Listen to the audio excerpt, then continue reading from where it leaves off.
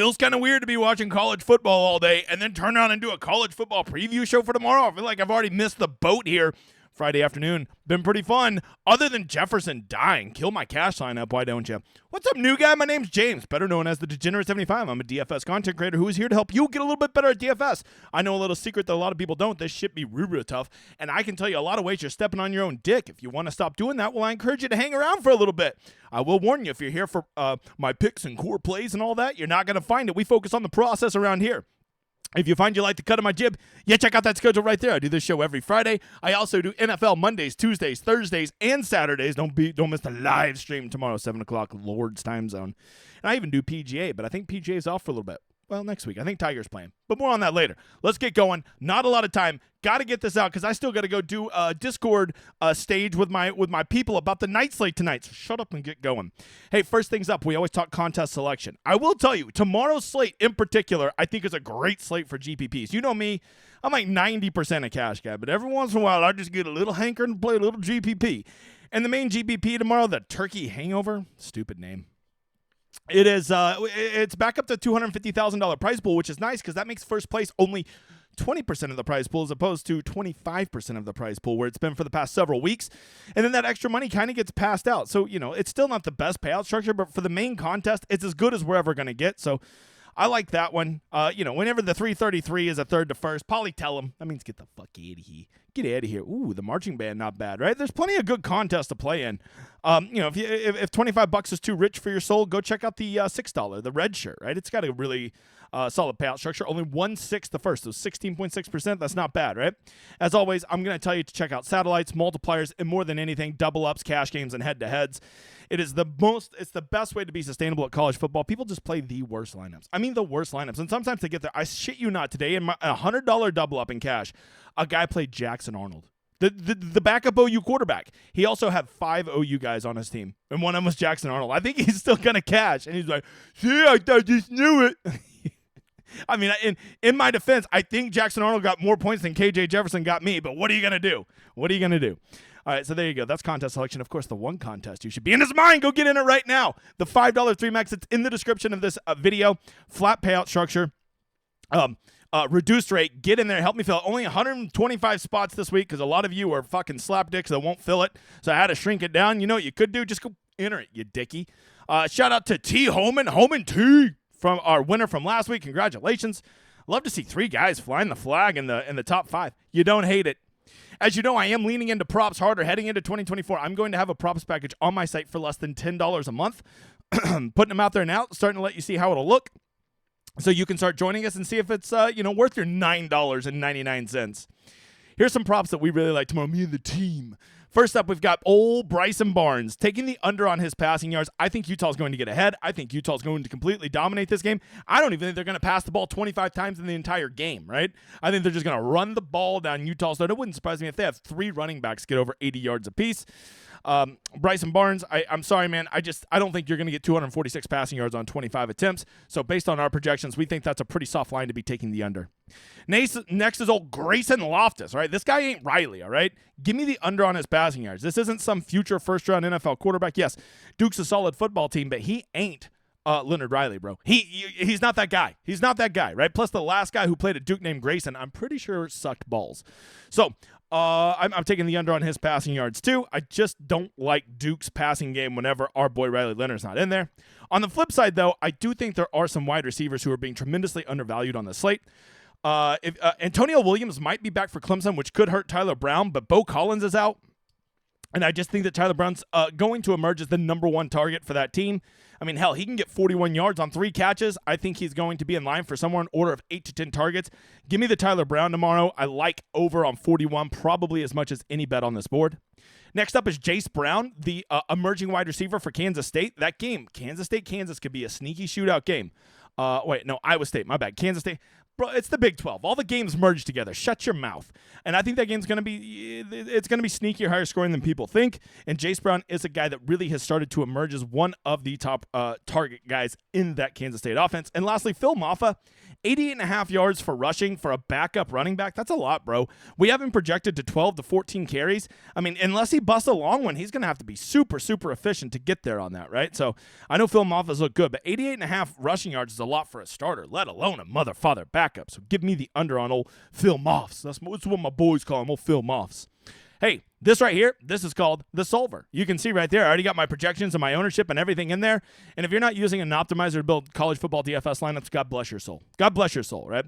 And if you want my projections, my ownership, and an optimizer, you just use that little landing page right here. But this is what's special. Up to this Sunday, you use code NFL50. I think it applies to all of them. Okay, I may be lying. No, I'm pretty sure NFL50 will get you half off any of them, any package. It may be just NFL now that I think about it, but I'm pretty sure he told me any package. But I would look at that. And if it is, I would get there. And if not, even if not, look, the college football package, check out this optimizer single sport. It's just $25 a month, man. You go to CFB monthly, $24.99. Get the hell out of here. Most optimizers are $130. All right, let's get over to the Rosetta Stone. This is what I offer all the members over on my site. Yes, they get the fancy colored up one that's got all the data and everything you need in it. You get the I'm a poor YouTube version, and you will like it, pal. We're going to run through all 12 games on the DraftKings main slate. Yes, I do one of these for the late slate. Yes, I do one of these for the main slate. Yes, I do one of these for FanDuel. Just to answer your questions, if you're wondering, it is never too late to sign up. And with bowl season rolling around, if you're going to be playing college football DFS over the next month and you're not signed up at our site, well, I hope you enjoy losing money. Or you can go sign up for the sites that are like $300 a month and, play your $10 a week and be like, I don't know why I can't get ahead. All right, first up, Pitt and Duke. A low total, right? A lot of these games, I just get a big black marker out and just put an X through that bitch, right? And this is going to be one of those games. I think if you're coming into this game and you really want to play somebody, I think Bub Means and Mumfield probably project the best. But I mean, like, how excited are you to play receivers on a team that have an 18-point total, right? I'm just not that excited about it. And Pitt is notoriously slow and inefficient. But if you really want to get cute, I guess you could play those guys in some GPPs. Duke would be in a smash spot here, but without Riley Leonard, that offense just doesn't run the same, right? This is not Grayson Loftus. You're not that guy, pal. You're not that guy. I'm sorry. He's not that guy. I think Jordan Waters is a guy, if they get ahead and they get to run the ball, that guy has home run potential every time he carries it. He could be a 100-yard, 2-touchdown kind of guy. Jordan Moore and Calhoun are very good receivers, but once again, whenever you don't have their star quarterback, those guys get nerfed. We literally have them projected at barely 2x, so this is just a game I'm largely staying away from. There's so many good games on this slate that have great scoring environments with efficient offenses. Why waste your time with these ass clowns? UK and Louisville, no vowels in Louisville, all right? Ray Davis, you can always play. The guy has like 3 big games a year, right? He's like the Derrick Henry / Joe Mixon of college football. He has 3 good games, and we forgot that he really wasn't even that good the rest of the year. Devin Leary, I think, is just hurt. The dude's kind of sucked balls this year, let's be honest. And the good news is, if you want to play Kentucky, they only throw the ball to 3 guys, Key, Brown, and Robinson. Robinson is your home run guy. Brown is the target guy, and Key is just kind of the in-between guy. So if you want to try to play roulette with the Kentucky wide receivers, you go ahead. But don't forget, they only have a 22-point total, and Louisville has been playing some pretty good defense this year, so I'm not lining up to play guys against that defense. Moving over to Louisville, Jack Plummer's pretty good, but an $8,500 hard pass. If I'm spending $8,500 on a quarterback, it sure as shit ain't Jack Plummer. Jawan Jordan, who is pretty awesome, I think has got to be banged up because we've seen Isaac Garindo just continue to cut into his workload, really killing his upside. And at over $7,000, you really do need that 30-point upside from your running backs. Jamari Thrash was like our favorite dude at the start of the year. We were all playing him at cash and just being like Thrash and cash all day long. And now it's like, okay, because he has definitely been trending down. He has not been the usage monster that he was to begin the season. I actually think that some of these other wide receivers have become interesting in GPPs. But once again, how excited are you to get into a game with just a 50-point total on this slate? I don't know, Bob. Let's get over to Big 12 country where they don't play defense. Houston and UCF. This game just has this just has shootout written all over it, right? We saw last week Houston doesn't play a lick of defense, and their offense is good enough to keep games competitive, right? UCF plays fast. UCF plays efficient. So this game has everything you wanted. These are the kind of games I'm talking about. Get into these games. Not only in GPPs, I think your cash lineup should probably have at minimum 2 guys from this game. This is going to be a good game, and there'll probably be something like 90 plays per team in this game. It's going to be like 4 o'clock. You're like, why the hell is this game still on, bro? And it's going to be because these teams they just go. All right.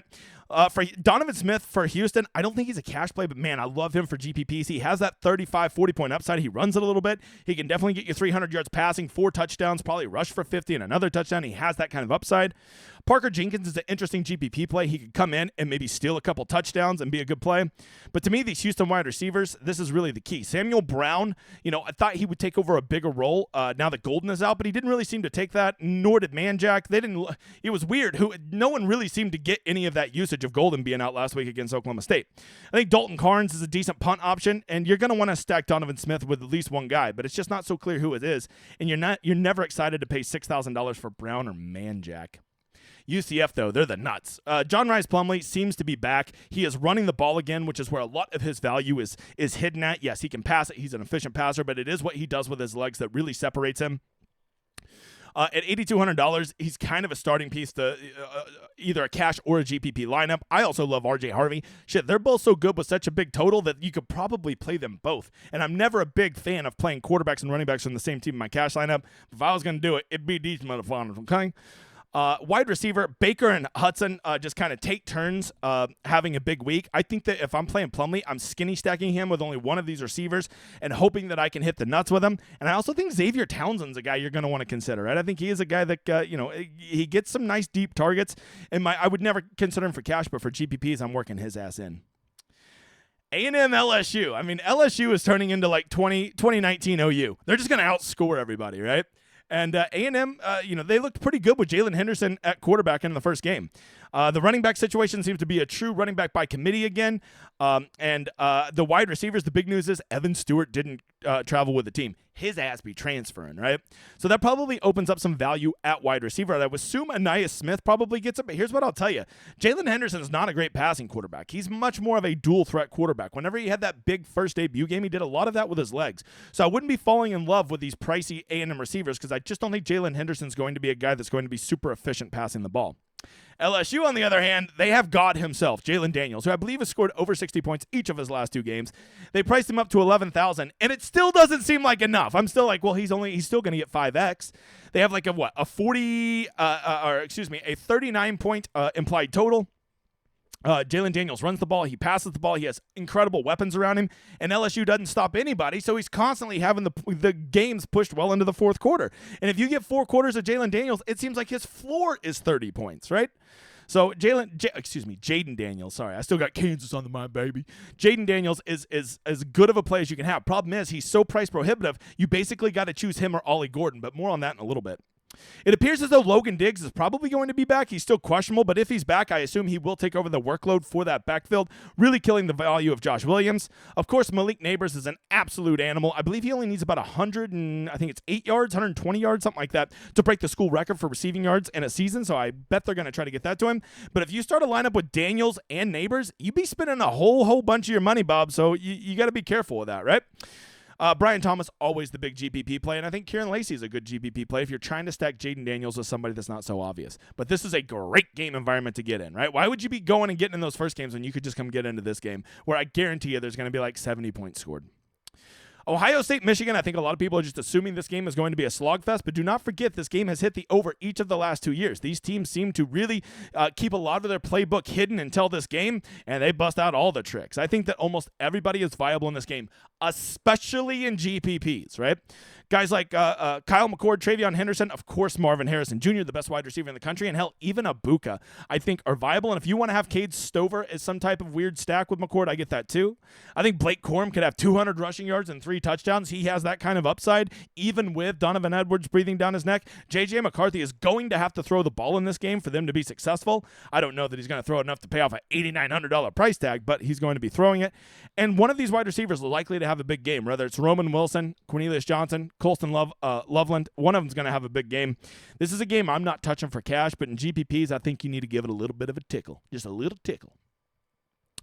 Navy SMU, not a game I love. Navy notoriously slow. SMU, if you want to play that side of it, Preston Stone's not cheap at 8,400, and here's the problem. Who the hell do you stack him with? You want to talk about a guy that just, like, has no favorite receivers. He's like, I will throw it to 8 guys evenly. That is SMU and Preston Stone, okay? He's almost impossible to stack. Plus, you're going to be playing against Navy, who is just likely not to put push the pace of this game. What a sentence that is. So be aware of that. If you want to play Navy and get weird, I think Texa at the running back is interesting. And old Xavier Airline, he should have played for the Air Force. Would be the two to consider. But man, they're just better games, bro. They're better games.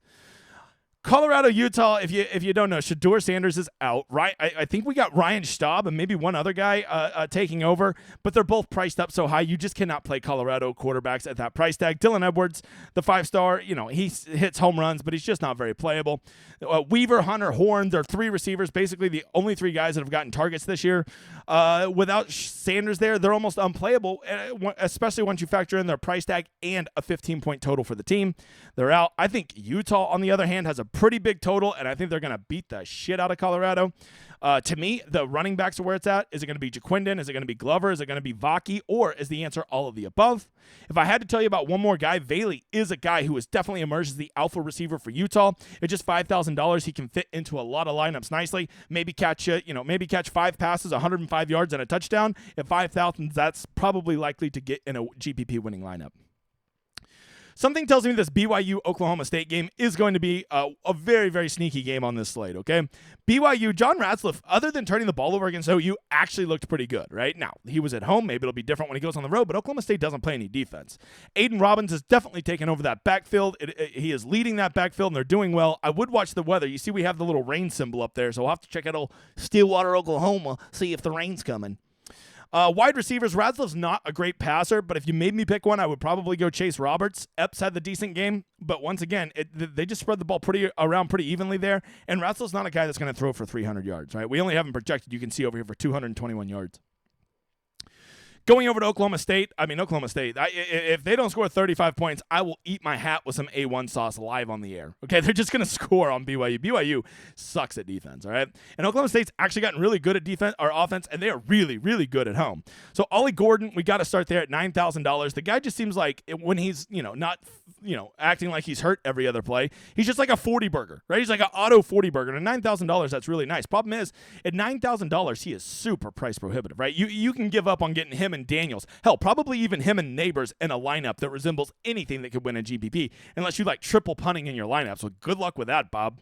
So you're going to have to make a hard choice. Do you want Jaden Daniels or do you want Ollie Gordon, right? And there is no right or wrong answer. I will say this. I think they both have tremendous floors, but I would say Daniels definitely has, they both have tremendous ceilings, but Jaden Daniels definitely has the higher floor. But sometimes, as I've learned, it's not always about the floor. Sometimes it's about the ceiling, even in cash game.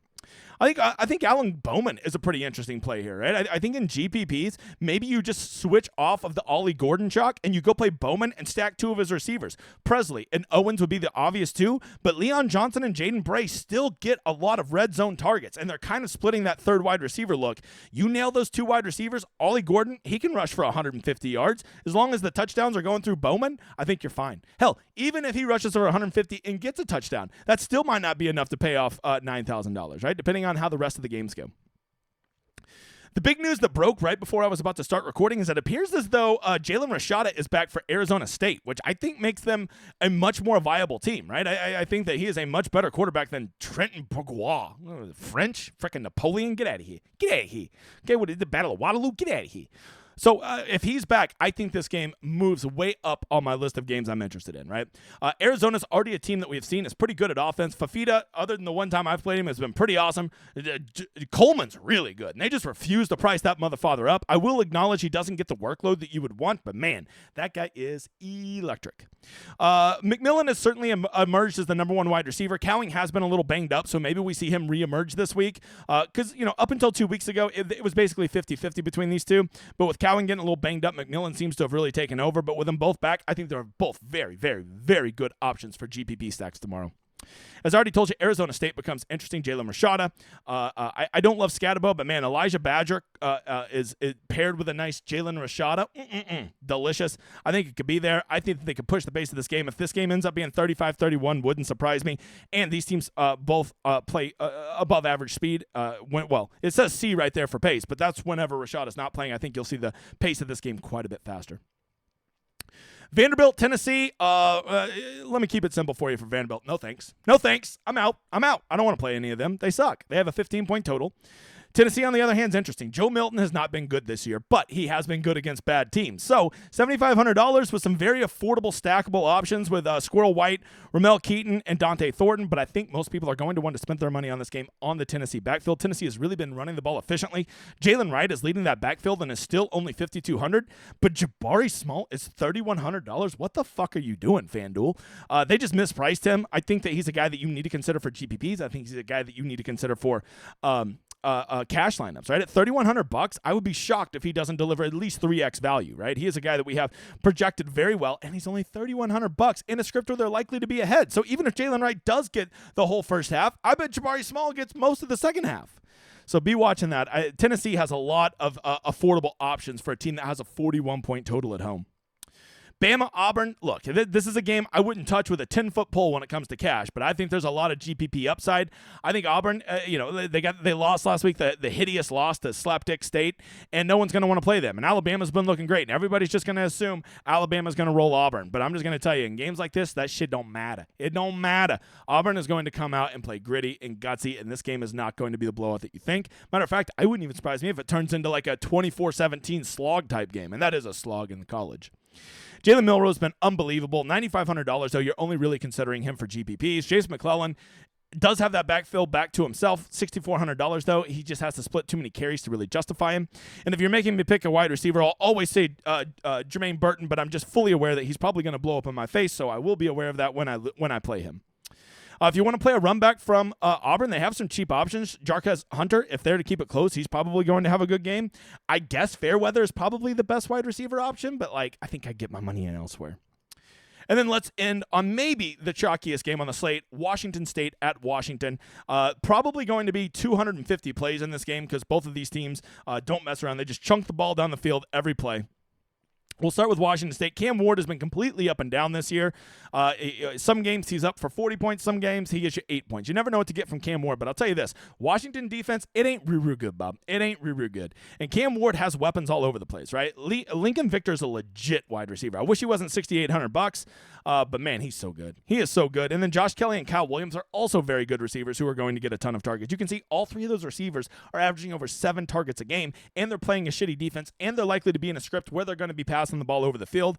Washington State and GPPs. Lastly, Washington. They real good at offense, but Michael Penix at $10,400. It is so hard to pay over $10,000 for a quarterback that offers you literally no rushing upside. I mean, we have him projected at 3.1 yards, and even that seems optimistic, right?